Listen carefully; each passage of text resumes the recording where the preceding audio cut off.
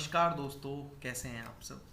अब ना मैं हूँ ना बाकी हैं ज़माने मेरे, फिर भी मशहूर हैं शहरों में फसाने मेरे।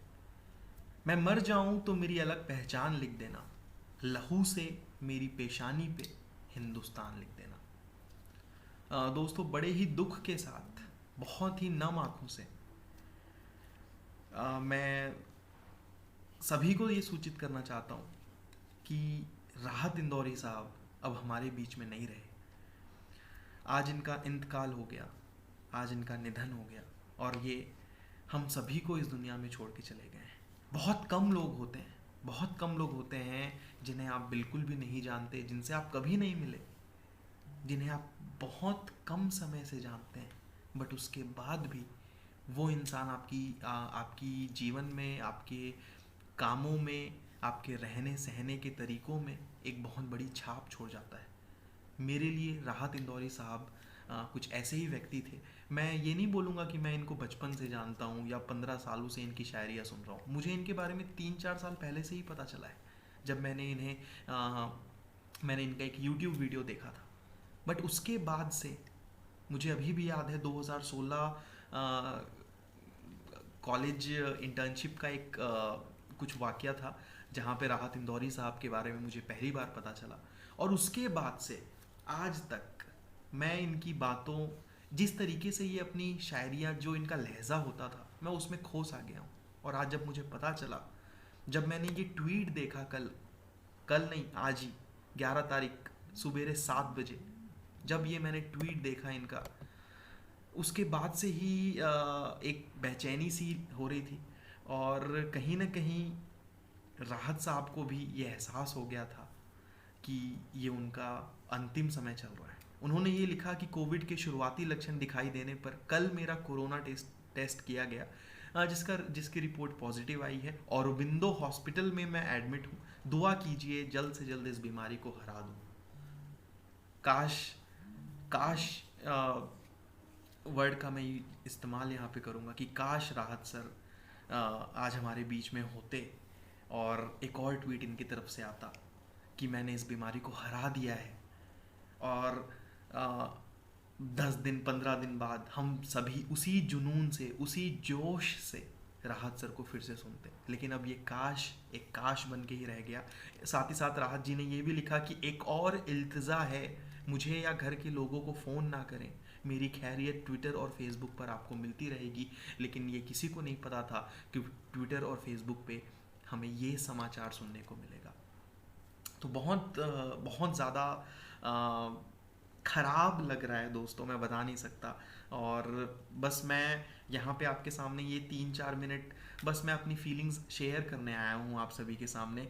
राहत जी की कुछ चंद लाइनें ही बस मैं यहाँ पे कहूँगा आप सभी से कि बहुत गुरूर है दरिया को अपने होने पर, बहुत गुरूर है दरिया को अपने होने पर, जो मेरी प्यास से उलझें तो धज्जियाँ उड़ जाएं, जो मेरी प्यास से उलझें तो धज्जियाँ उड़ जाएं।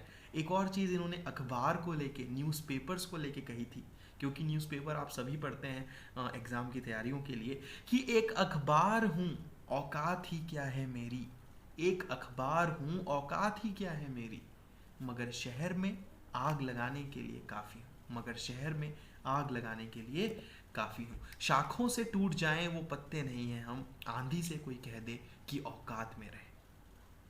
राहत जी की ये जो लाइनें हैं, भले ही राहत जी हमारे बीच में ना रहें, जैसा कि मैंने शुरुआत किया कि अब ना मैं हूँ ना बाकी हैं ज़माने मेरे, फिर भी मशहूर हैं शहरों में फसाने मेरे। बिल्कुल मशहूर रहेंगे राहत जी, आपके सारे फसाने, आपकी सारी बातें जन्म जन्मांतर तक सभी आपकी बातों को याद करेंगे, आपकी बातों से सीख लेंगे, और जो भी इंस्पिरेशन आपकी बातों से मिलती है वो आगे आने वाली जनरेशन को भी उसी तरीके से मिलती रहेंगी। राहत जी कहा करते थे कि नए किरदार आते जाते रहे हैं, मगर नाटक वही पुराना चल रहा है। और साथ ही साथ राहत जी ने ये भी कहा था कि वो मंजिल ही क्या कि एक कदम चले और मिल गई, अरे जब तक पाँव में दर्द ना हो मज़ा किस बात का। दोस्तों, आप सभी एक ऐसी एग्ज़ाम की तैयारी कर रहे हो जिसमें उतार चढ़ाव आएंगे, जिसमें आपको डीमोटिवेशन फील होगा, आपको बहुत ख़राब भी लगेगा दिन, कई बार ऐसा होगा कि नहीं पढ़ने की इच्छा होगी। तो हर बार राहत जी की इस लाइन को याद रख लेना, ये सिर्फ एक चंद लाइन नहीं है, ये जीवन है।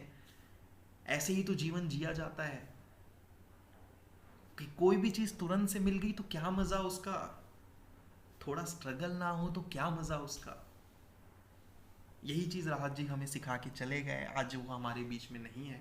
और मैं काफ़ी ज़्यादा, मतलब मैं बहुत ज़्यादा सन्न रह गया हूँ, बिकॉज मुझे पूरी उम्मीद थी जब मैंने ये ट्वीट पढ़ा था कि कोरोना पॉजिटिव ही तो हुए हैं, ठीक हो जाएंगे, सभी तो ठीक हो रहे हैं, आप भी ठीक हो जाओगे। लेकिन ऐसा नहीं हो पाया, और डॉक्टर्स ने यही कहा कि the 70-year-old was undergoing treatment at Shri Aurobindo institute of medical sciences in Indore and he suffer 2 heart attacks. So 2 लगातार हार्ट अटैक्स बेसिकली सफ़र करने के बाद, कहीं ना कहीं 2 हार्ट अटैक्स के बाद राहत जी हमारे बीच से चल बसे। और डॉक्टर्स ने ये भी कहा कि 60% निमोनिया भी था। सो नोटेड उर्दू पोइट राहत इंदौरी, जिनका कल कोरोना टेस्ट पॉजिटिव भी आया, वो अब हमारे बीच नहीं है। और अगर मैं राहत जी के ट्विटर बायो को डिस्क्राइब करूं तो राहत जी ने अपने ट्विटर बायो में लिखा है Indian poet, painter, Bollywood lyricist. तो दोस्तों यहाँ पे मैं राहत जी के बारे में और क्या बोलूँ, क्या बोलूँ, मुझे नहीं पता, मुझे नहीं मालूम कि मैं क्या बात करूं और इनकी कौन सी लाइनें आपके सामने रखूं, क्योंकि इनकी जितनी भी चीज़ें आप पढ़ लो आपको इंस्पिरेशन मिलेगी। मैं यहाँ पे सन्न हूँ, शब्द नहीं है, इसीलिए ज़्यादा कुछ नहीं बोल पाऊँगा। बस इतना ही कहूँगा कि राहत जी, मैं आपको हमेशा हमेशा हमेशा याद रखूँगा, मैं आपको बहुत ज़्यादा मिस करूँगा। और आपकी जो बातें हैं, आपकी जो फिलॉसफी है जीवन की, मैं कोशिश करूँगा कि उसे मैं भी अपना पाऊँ। सो धन्यवाद दोस्तों। हाँ, मैं यहाँ पे आप सभी से विदा लेता हूँ। ये चैनल आप ज़रूर, अगर आपको ये वीडियोस पसंद आते हैं मेरे, अगर आपको लगता है कि कुछ सीखने को मिलता है, तो प्लीज़ सब्सक्राइब कर लेना। मैं इस तरीके से आपके सामने यूपीएससी से रिलेटेड काफ़ी सारी चीज़ें लाता रहूँगा, और जब जब बीच बीच में मौका आता रहेगा मैं अपनी फीलिंग्स आपके सामने रखता रहूँगा। धन्यवाद दोस्तों, मिलता हूँ आप सभी से बहुत जल्दी।